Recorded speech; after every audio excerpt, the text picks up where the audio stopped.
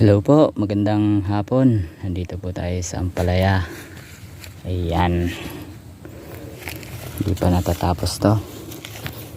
Pero maganda pala pag naka sa lupa muna bago ipapakyat at kadaming baging. Ito, okay na tong isa. Ayan. Kataba. Isang dilig pa uli. Diligin namin uli ng patabayan. Pag natapos lahat itong malagyan, papadupi ay papatiklop na namin. Sabay sabog ng pataba, 4 na bag. Pataba na namin. Isang beses pa lang namin nadiligan to. Next week ang sunod na dilig. Ayan o, ganda ng dahon, katataba. May mga bukol-bukol na to eh. Meron ng busil to eh.